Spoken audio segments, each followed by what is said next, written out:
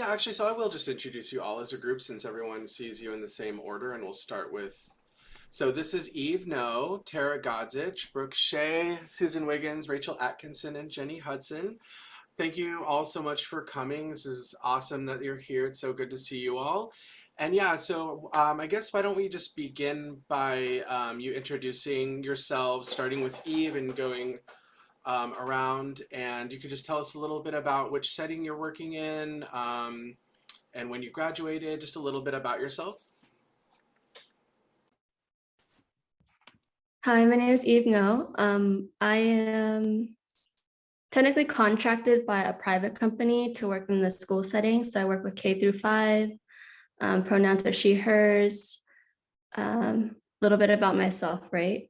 Oh, year of graduation was 2021. If anyone is interested in anime, I really love anime. Yeah, Tara. Hi, I'm Tara Godzich. I also graduated 2021. I'm glad you said that, Eve, because I had to think about what year that even was. My pronouns are she, her, and I work in early intervention in Multnomah County, so here in Portland. And a little bit about myself. That's my 2-year-old. If you could hear him. So he's just introducing, he's an honorary 2021 graduate because he spent a lot of time with us in class pre-COVID. And then interests, goodness, what do I do by myself when I'm not with a toddler or working? I enjoy painting, knitting, playing board games, and analyzing kids' speech because I can't help it. So, and for you, Brooke, also analyzing grammar, just in my free time. Syntax was the bane of my existence, and teacher Tara got me through it. So my name is Brooke Shea. My pronouns are she, her. I just put something in the chat for you all. So I did internships during graduate school at Portland State at Providence, OHSU, and Legacy Emmanuel. I'm currently doing my clinical fellowship at the Northwest Clinic for Voice and Swallowing here at OHSU, specializing in voice, swallowing, and upper airway disorders with an emphasis on head and neck cancer. I do see general population as well, and a good number of folks with Parkinson's amongst other neurologic etiologies, but I would say head and neck cancer and people with Parkinson's are probably who I see most. I do inpatient and outpatient here. Interests, truly just my cat. It's actually his first birthday today, and I'm gonna put a candle in wet food and sing him happy birthday when I get home. This isn't my home decor, so I'm still at work, but yeah, my cat's the best, and I can't wait to go tell him happy birthday. I guess I'm next. I'm Susan Wiggins, also graduated 2021. Thank you, Eve, for remembering that number. I did a brief stint in a pediatric outpatient clinic doing a lot of speech and language. And now I work in skilled nursing facilities, and I see primarily geriatrics, a lot of post-stroke care, couple of brain injuries and other things that would land people in long-term care, lots of dementia. My interests, I play and coach soccer, and I also occasionally sew things. There you go. I'm also a parent, if that is anybody's jam. You can ask me questions about that too. Hi, I'm Rachel, and just like everybody else, I graduated in 2021. It's really fun to see the faces of some of my cohort here today. I have pretty much all of my experience has been in pediatric outpatient settings. Currently in my role as a clinical fellow, I do both pediatric outpatient and early intervention. And I'm in Vancouver, Washington. So if anybody wants to cross the river and learn about speech pathology experiences on this side of the river, I'm your gal. So I also did the bilingual concentration at PSU, so I'm happy to answer questions in relationship to bilingualism and how I use that in my job now. Other than that, my interests, I really like to just kind of get outside. I like to garden. I like to hike and to snowshoe. So I'm always game to talk about that as well. Hi, I'm Jenny. I graduated the same year as the other panelists. So nice to see all their faces because I haven't seen them in so long. I did all my internships at pediatric placements. I did a private clinic and then also a school district. And then I am in a school district now for my clinical fellowship. And I'm lucky to be in a school district close to home. I live out in East County. So if anybody has questions about other placements other than just Portland, or I'm also a parent, I can definitely chat about those too. And then interests, oh gosh, I don't know. I have pets. I think my pets are my interest because if I'm not with my kids or doing my job, then my pets. Awesome. Well, thank you so much, everyone, for introducing yourself.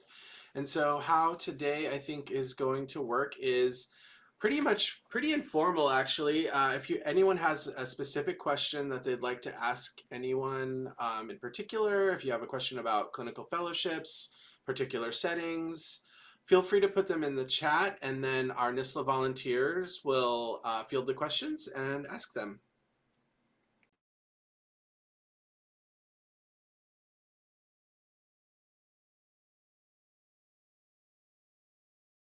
I think Ryan had a great question in the chat when we started, so we could probably start with that. Yeah. Yeah, go ahead. So the first question that Ryan had put in the chat was, if there is one, and one is in all capitals, thing you wish you had known before you started your clinical fellowship year, what would it be? How to do billing.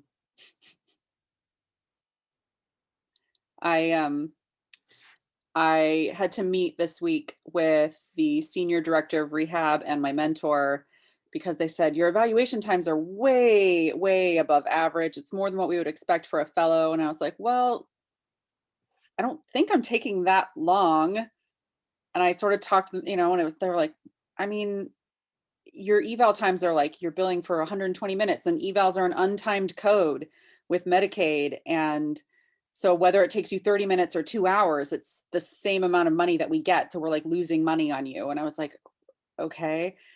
And it turns out that, and part of this is because of COVID, that I did not get any in-person training on the job when I started there. Nobody ever sat down and did an evaluation with me. And they don't really teach you about insurance billing in grad school. Sorry, guys.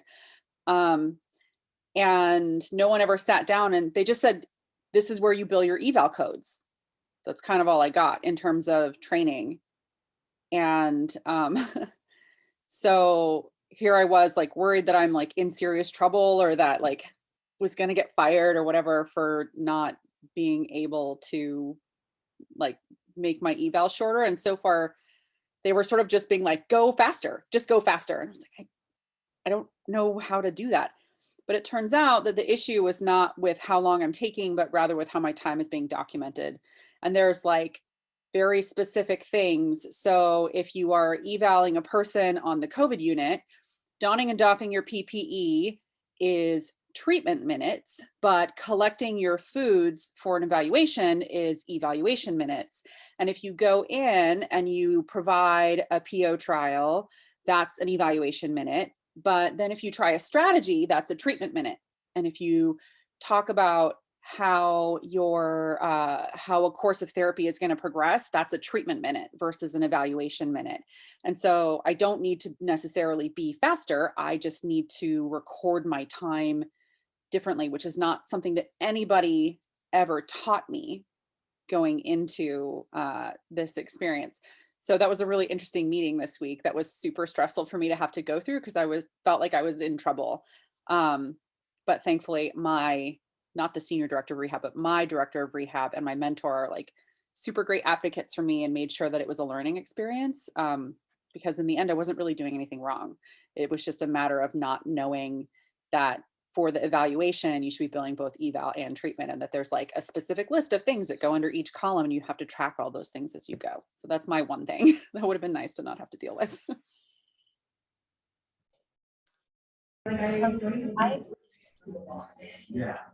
A quick answer to that question as well. I was kind of reflecting on like, what do I wish I would have asked like in the interview process?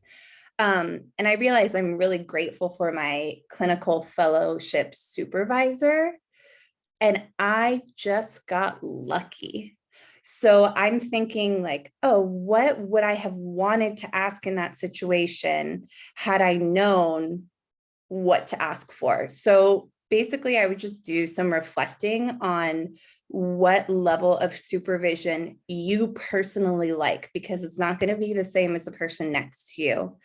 And then say, ask for that specific thing or request around those questions. So some things to think about.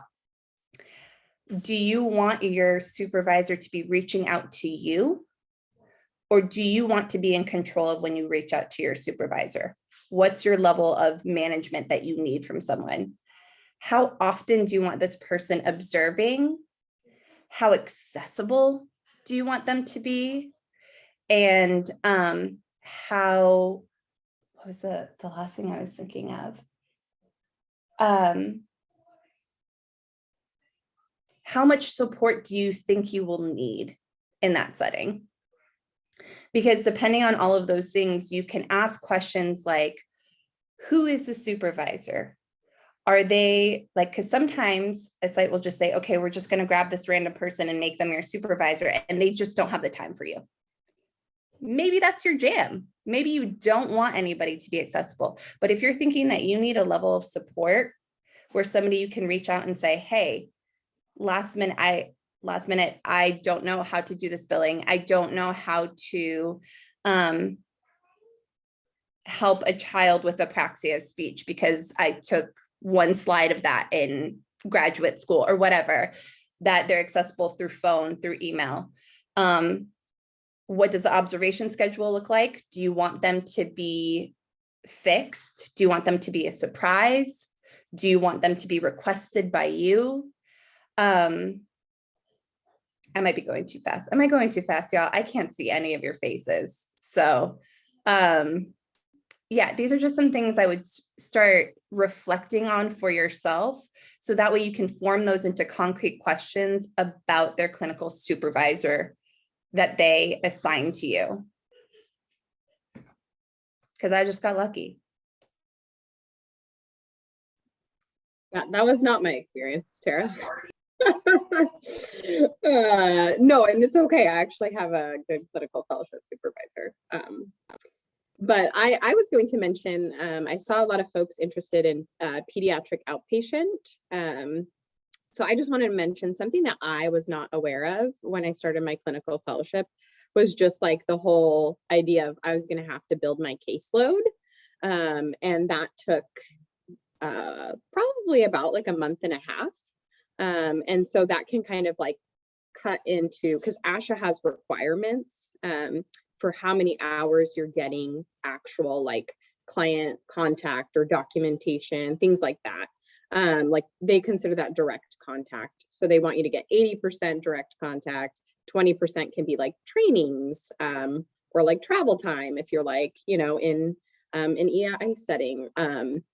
And so it just was a slow start to my clinical fellowship. So I didn't start like really getting hours counting towards my clinical fellowship until like about a month and a half in. So that's something to just be aware of, that a clinical fellowship likely won't just be like 36 weeks at 35 hours a week or whatever they say. Like it might take you a little bit longer. You might have to build a caseload. Sometimes you'll go into a pediatric outpatient setting and they'll have like a caseload for you to adopt. If so, that's great, but that's not always the case. So just be prepared to have kind of like a slow start, possibly.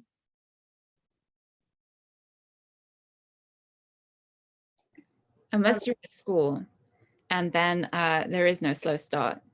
You go from the get-go with a full caseload. I was going to mention about the support, kind of backing off, going off what Tara was saying. So in my school district, we have very high caseloads. And so my actual supervisor or my mentor is, she's not able to be as available to me as she wants to be, because she's very, very busy herself. But the SLPs in the district have kind of a shared chat that we will have on Google. And so I kind of almost feel like I have this village of people around me that I can reach out to. And so I'm not just constantly reaching out to the one same person. I'll put my questions out into the void and somebody will get back to me. And that feels kind of nice to have that. And I don't know if that's something that every district does or if it's just my district. But it's nice to have more than just one person to reach out to. I can add on to what Jenny just said. So I'm based in Northern California right now. My supervisor is actually located in Southern California, and so she observes me virtually, and then we'll contact through phone or through text if I ever need help from her. And then I think it was Amina who asked a question about specific supports, right? Sorry, let me find it.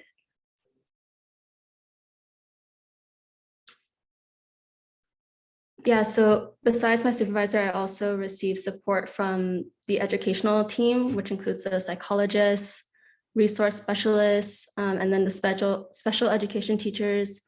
We also have behavioral interventionists that come from the district to the school to help with our very, I don't want to call them problematic, but they have very high needs that require additional attention compared to other students at the school. And then we also receive a lot of support from the aides as well. So each student receives an aide, and then they know the kids best, and they're able to provide a little bit of advice on how to work with them individually.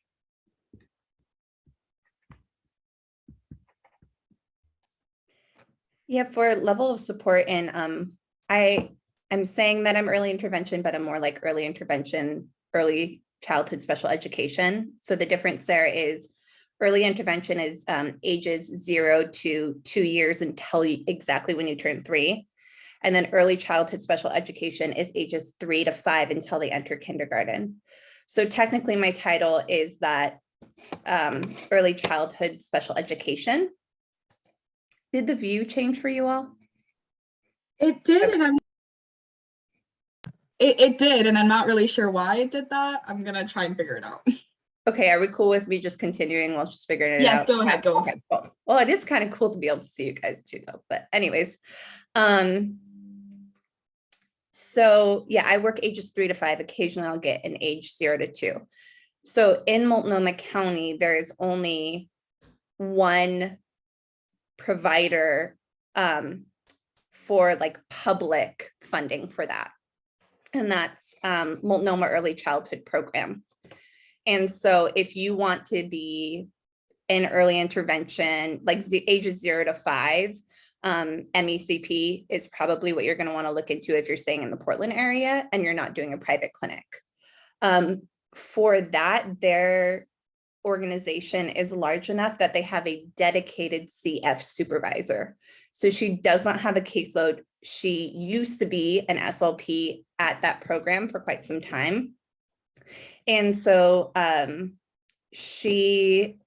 don't like to be micromanaged. I like to have the flexibility to have somebody accessible to me, but be able to decide when my observations are. And so through that program, it's very much that within 24 hours, usually less, I'm getting a response, a meeting, a phone call, an email, a text directly with my CF supervisor. And in terms of getting my observation hours, I just add her straight to my calendar.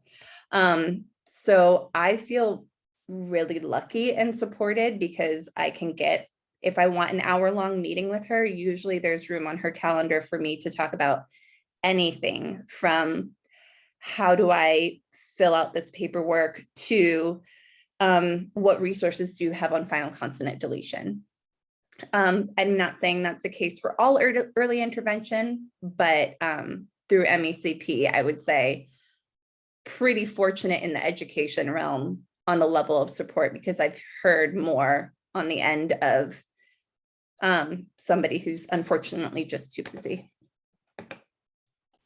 I think that's something, I'm going to do a two-part answer. First question that was asked earlier by Ryan, one thing that you wish you would have known.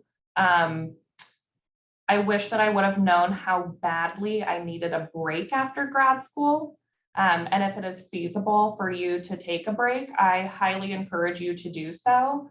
I was lucky enough that I had busted my tail and was able to take 2 months off in between graduation and starting my CF.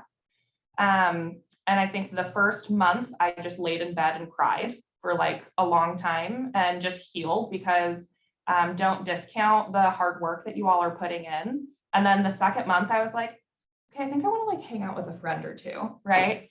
So yeah, that's one thing that I hope that if you can find a way to do so, I encourage you to.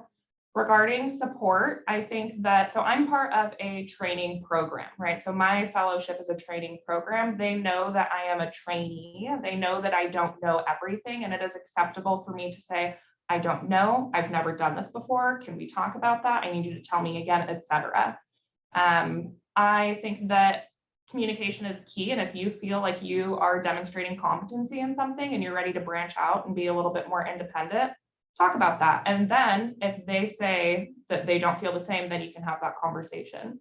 I have an insane amount of support here. I feel really lucky, but again, it is designed to be a training program. So rather than someone who is maybe taking a position who is expected to see, I don't know how many people other disciplines see. I don't know. I feel so disconnected from all of that, but not in like a superior way. Just I feel like I focus on what's in front of me, so I don't know what's normal.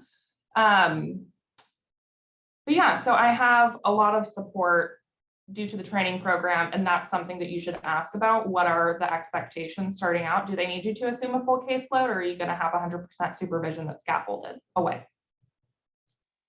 So I'll add to that a little bit from the medical perspective, because I think Brooke and I are the two medical folks here. When I started working in skilled nursing facility, they definitely expected me to, I mean, I'm an employee, I'm not just a fellow. It won't last just a year. I can keep working this job until the end of time if I want to. And I am expected to meet productivity. And my mentor, so I work for Infinity Rehab, which is a rehab contractor that contracts with the company that owns skilled nursing facilities. So like you'll see on the building, like Prestige, rehab, rehabilitation and care, whatever. Prestige owns the building, and Infinity is the company that pays the therapists. And Infinity employs therapists specifically to be clinical fellow mentors for speech therapists. So my mentor, about half of her FTE is dedicated to mentoring me and all the other clinical fellows throughout the Infinity world, which is like Washington, Oregon, and Northern California. And the other half of her time, she's actually going and seeing people. So she's not disconnected from care in any way. She's doing the same job as us every day. She knows what it's like to deal with, you know, the nurse in the kitchen and all of those components. So there's a lot of empathy there, which really helps improve the quality of support that I get from her. She's also mostly just a phone call away. And she's always willing to give me a lot of her time. That said, I got about a week worth of like, okay, today you only have this one person, and they normally have, Infinity normally does like a week of onboarding for fellows where your mentor is supposed to come on site with you, but because of COVID, we had to do it like via Zoom. So some of the components of my training sort of got left to the wayside, like billing, like I was mentioning. Normally I would have had an opportunity to sit down with my mentor and go through all of the components of that form because it's very complicated on the computer. And but that said, now that they were like, oh, well, now there's a problem with your billing, like she was super supportive and really instrumental in making that like a learning opportunity, and not like me just getting in trouble for not knowing what I didn't know. So that is something that I really appreciated. But I also had to advocate for some of that for myself. When I interviewed for this job, I straight up told the director of rehab, I was like, I need you to know that I'm a clinical fellow. And he was like, cool, not a speech therapist. Like, I've heard that before. I don't actually know what that means. And I've never had a clinical fellow on my staff. And I was like, it means that I'm new, and it means that I'm still learning, and it means that I'm going to have a lot of questions, and I'm going to be slow. And I was super intentional about saying that. And in the moment I was like, it might be a risk to say these things, but if this place is like, well, that's too bad, then maybe I don't want to work there anyways. So I think it's really important to like advocate for your needs. Like Tara had that great list of questions of like, how do I want to be mentored? What kind of frequency? Like when you interview for things, like straight up say that, like tell them you are a fellow. If, especially if it's not a training program, like Brooke got to interview for a training program where they're like, we are looking for someone who's like student level 3.0, right? Like you've done all your graduate training and now you're here to be another kind of student. But if you're applying for a job, like in a skilled nursing facility, where they're going to expect you to meet your 85% productivity, that you really, really need to just like make sure that everybody is clear where you stand. And if that's a place where they respond poorly to that in an interview, maybe you don't want to work there. So that's sort of my thought on like specific support. And then there was a question about pay earlier that sort of got answered a little bit in the chat, but like when I worked in pediatric outpatient, it was sort of extreme fee for service. If my clients didn't show up, I didn't get paid. So they advertised it as $34 an hour, but I averaged about 25. So if it's fee for service like that, just watch out, make sure you can actually do that. I get paid straight hourly, $35 an hour, where I'm at, with options for a raise as soon as I get my full Cs. So keep that in mind. Like also people should share their pay information so we all know. There you go. I get paid $55,000 a year. I'm not gonna go around that. I mentioned in the chat, early special education gets paid crap in our field, has nothing to do with being a clinical fellow and everything to do with our society not valuing childcare and children ages 0 to 5. Not going to get on a soapbox because these people know I can get on one, but Sarah, 10 years here, I made 38 grand. So yeah, after 10 years for yeah, for MECP, they're part of a union. And so it's determined, it's kind of a two-way sheet. On one side is your level of experience in education. So if you were a licensed teacher, if you were any sort of licensed professional and you have work experience, that moves your pay up. On the other end, you have the amount of credits you do. So if you're somebody who's like in post-bac and just has gotten so many credits in their life that they've lost track, that put me way, way, way up higher because they qualify by like master's degree, any sort of like, literally any credit that you got counts towards moving that way. And then they calculate it that way. So each year I'll get a raise, but their whole idea is that we get a lot of time off, which is true and it's fantastic. But you don't get paid as much. There will be a lot of places that will say like, oh, you're a CF, so you're still learning, so we'll pay you like 30,000 or 25,000. That is, pardon my French, bullshit. And you should not accept that. I mean, granted, if you really think that it is a learning opportunity and it is the next step for your, like, exactly what you want to do in life, and you have the support system to be able to keep that salary, great, go for it. But places will try and take advantage of you like that, and know that you deserve a living wage. You have a master's degree at that point. So be careful for places that are looking to pay you something that you don't deserve.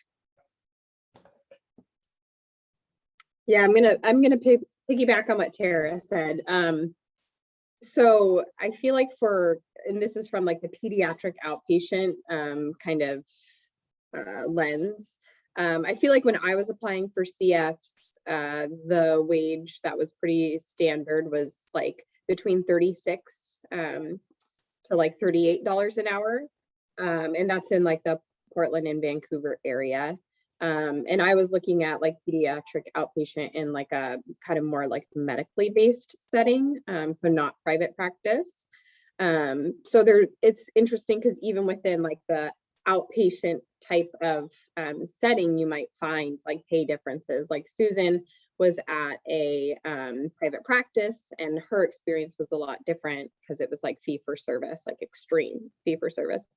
I'm in more of like a medically based site. And I do receive like less, I'm paid less because I'm a clinical fellow, but I'm not paid like significantly less than my peers who have their C's, but I do have the promise of like getting a raise. But I get paid even if my clients don't show up. So I'm in like that $36, $38 an hour range. And kind of like Tara was saying, if they're saying like, because you're a clinical fellow, I'm sorry, we're going to pay you less, like that might be a red flag, especially if it's not like an actual training program, but it's like a job that they're like, okay, after this, we'll hire you once you get your C's. I think that's kind of a warning sign to me. And I would be hesitant to accept, I think, a position if they were not valuing you, because you do have the education to do this job. Like, it doesn't feel like it a lot of the days. There's a lot of imposter syndrome. Like, why is anyone trusting me with anyone at this point in time? But you have the skills, and you should be compensated fairly for that.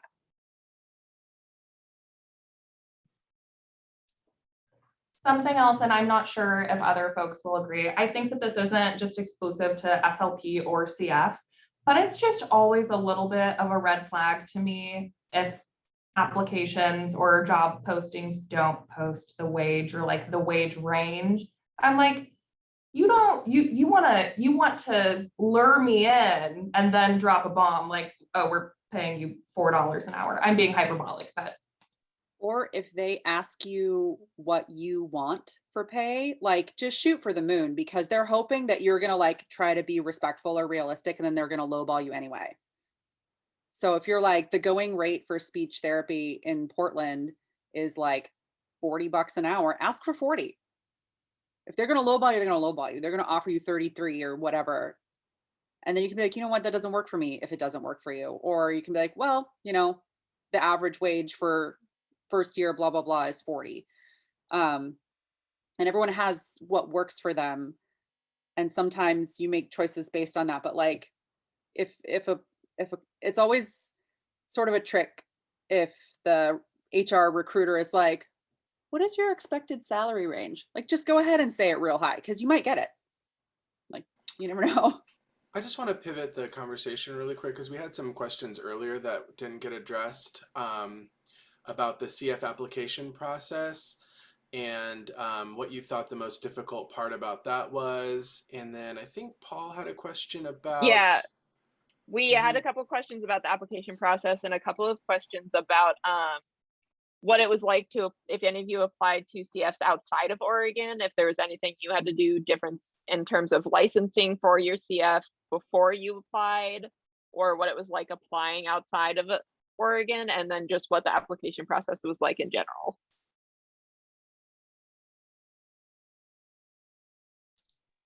I can start. I didn't apply any. What? So the hardest thing was waiting. Oh, I think I applied to like 40 CFs and got a handful of interviews, and then just the waiting is torturous, but that's really it. I did apply out of state. I had 2 interviews at the University of Washington Head and Neck Center as well. Didn't pan out, hence the reason why I'm not there. But I think that one of the hardest things was finding the applications, especially if you have a niche that you're interested in. I mean, you can Google until the cows come home. There's a speech pathologist, Jillian, it's the one that I was telling you about the other day, who, if you're interested in adult med, she has an entire spreadsheet of what the specialty is, deadlines, that sort of thing. And then the second part of Paul's question, what I feel contributed most to my success of landing a position, it sounds so cheeseball, being myself. I let them know where I was, what I wanted, how I thought that I would influence the field. And I think that I spoke with passion and I spoke with conviction, and I wouldn't want to be anywhere who didn't want that, right? And I know it's hard because you feel like you have to sell yourself a little bit, but I've been here for however many months, and I've never dreaded coming to work, right? So knowing that their mission aligns with mine, I think that to me is worth more than X amount of dollars. So.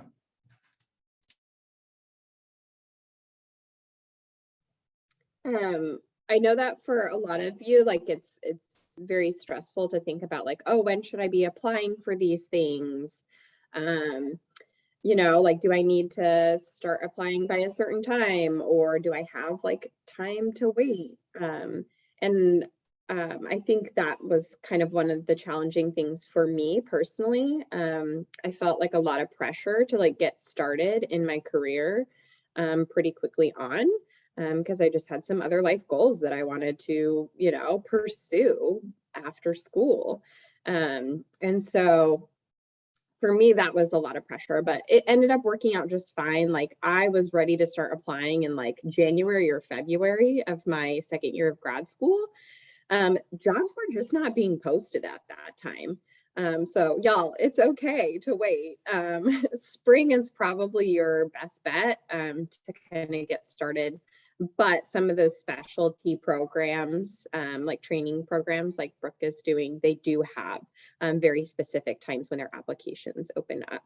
And also those 1-year CF positions have like more specific timelines about when they open up. But I would say that spring is in general when you're going to start seeing job postings. And then another thing to consider, like, I got hired to this job in November, well, late October, and didn't start until after Thanksgiving. And they posted it as like, fellows welcome to apply. The other thing is, if you want to do education, I was the teacher for 10 years before I worked here. Education has like cyclical hiring. So they're going to be hiring in the spring for the next fall, but you'll also see like a burst of hiring right before school starts, when they're starting to get desperate for all the positions that they haven't filled. But if you're interested in schools in Oregon or Washington, and sometimes they have other things, there's usually a giant educational job fair that happens at the convention center, whatever the big one is on Grand, sometime in the spring. And you can just Google for that, like Portland Education Job Fair. And there will be like hundreds of districts there from a variety of states, and some of them will offer you signing bonuses like on the spot. So if you're interested in education, know that that happens. I don't know what COVID did to that, but I have gotten jobs that way in the past as a teacher. So someone just asked me to repeat when I applied for the job that I have. my first attempt at a CF, I got hired in the summer and I started at the end of August for a pediatric outpatient clinic. And very rapidly realized that that was not where I wanted to be. And in mid-September, started looking for positions. And this one was posted at the end of September, and the hiring process took about a month. And then I was able to select my start date. So I started after Thanksgiving because I had already missed the window to request time off for Thanksgiving. So they suggested that I just request to start after the holiday so I could still go see my family. So yeah.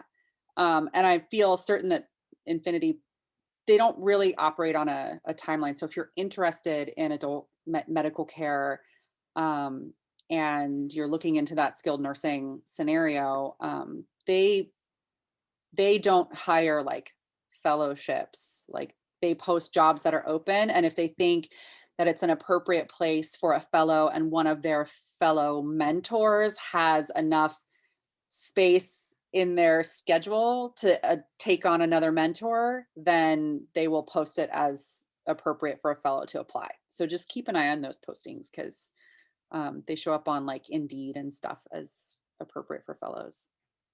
That's how I found this one.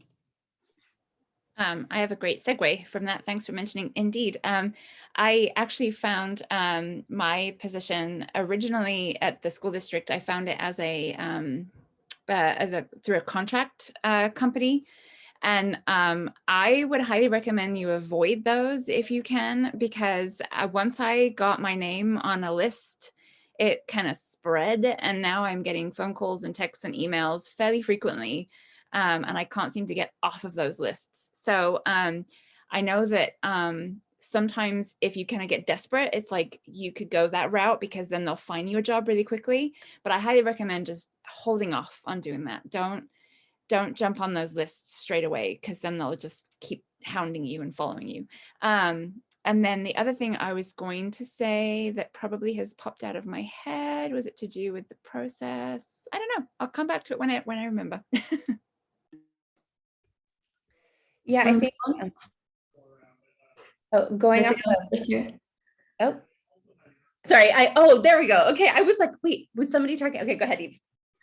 Are you sure? Okay, I would just want to address a question someone had about getting a CF in California. So specifically for me, in California, you have to apply for a temporary required professional experience, or RP for short. And before you can actually submit your application, you need to secure a mentor and also a placement. So for me, it was through Ed Theory. They helped me secure both. And after turning in the application, it took about 10 weeks for me to be cleared, even though it said only 4 to 6 weeks. So it took a while for me. And then once I was cleared, I was able to start in October in a school setting. So by then I had already missed about 2 months of schooling. So a lot of the kids I have currently need compensation hours. But yeah. I think that it took 10 weeks to get your license in California. That happened to Simone and I think Jesse too. I think I lost Karina. Like a lot of folks trying to get their license in California. It was really backed up this year. Oregon too. Yeah, my start date at my original CF was delayed because Oregon took an extra however many weeks. And I know Jenny, you were like right down to the wire. And it's the same in Oregon. You have to have your degree in hand, and you have to have like the name of your mentor and the location that you're going to be working before they'll officially process your license. But in Oregon, the online portal to fill it out is actually pretty simple, but you do have to have that information. So. Yeah, I'd say for California, you have to turn in a paper application. There's no portal. You have to do everything by hand. Yeah, I was going to just do a quick little blurb about Washington state requirements. Y'all, I think when you're applying for a clinical fellowship, they will take into consideration whether you are moving from out of state. I interviewed at a place and they were like, oh, if it's going to take you a little while to get your your conditional license, then, you know, that's okay. Like, we'll put our start date based on when when it's predicted that you're going to have this conditional license in hand. So I'm pretty sure most employers will work with you. I wouldn't worry too much about it. Washington's, I think Washington's like licensure stuff is very similar to Oregon. It's just different state, but pretty similar process. So we also had a question about how well do you guys feel that your externships experiences align with your CF? And if you don't have any experiences in settings from your externships, is it still possible to get hired there for your CF? Oh yeah. Definitely. Yeah, I had one 4-year-old client. The rest of them were NICU babies or school age kids, basically. And they hired me and I love it. They're great. I had to go back and look up so many phonological processes. And I had to even just go back to our early intervention class. I mean, I was so pregnant, so things did not stick very well then. And, but yeah, I mean, they hired me. They're like, okay, cool. You have a kid and you've been around children. Places are pretty desperate for, I mean, not to like downplay myself or anything, but they're looking for SLPs. So I think, yeah, it wasn't quite as like, I had all this pediatric experience and then went to adult, but in terms of like the age range and early intervention, didn't have any experience except that one kiddo and that one. My 2 externships were both pediatric. One was pediatric medical up at Dornbecker, and which was all inpatient stuff with a little bit of outpatient speech and language thrown in. And then I was also at a private practice clinic, which sort of happened because my options were like, take this because it's what's available, or maybe don't graduate on time because of COVID. So I did not have an adult medical experience. And I definitely feel like in terms of applying to the fellowship, like training programs, I had some like near successes applying to a couple of the hospitals in town. And I feel pretty certain that I, in the end, was not progressed further through those processes because I did not have an adult placement for my externship. I had a clinic rotation in my first year at skilled nursing facility up in Camas, but that was definitely not considered with the same, to be the same level of training as having had an externship. So if you are interested in the medical side of things, whether you're interested in adults or pediatrics, I would say at the very least, try to have one externship in the adult realm, whether that's in an acute setting or a subacute setting like skilled nursing. It will be a definite advantage to applying for medical positions, which are primarily adult settings. There are some children's hospitals around, but primarily the medical positions are in the adult realm. So do try to have like at least one. Yeah, I think in that case, it really does make a difference. Yeah, I'd agree, Susan.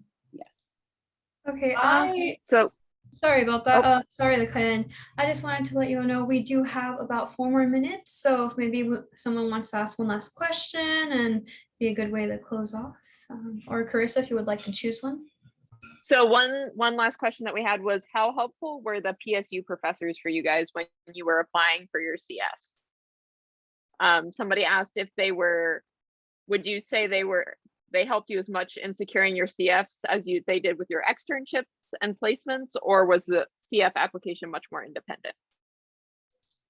I think if squeaky wheel gets the oil. If you reach out, then they'll respond and help, but it's also, especially with cohorts that are so large, you can't help people in ways that you don't know how they need help.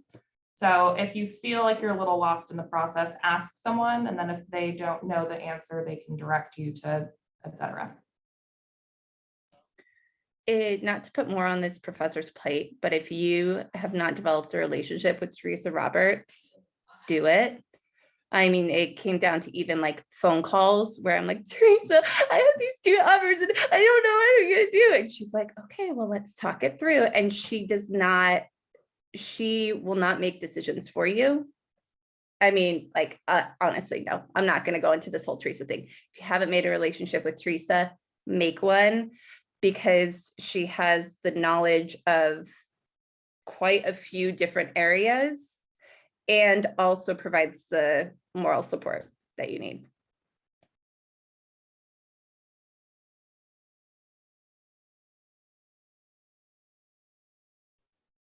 I would add that your professors are also like your main source of referrals too. So building that relationship with them and getting to know them so that they get to know you makes for a much better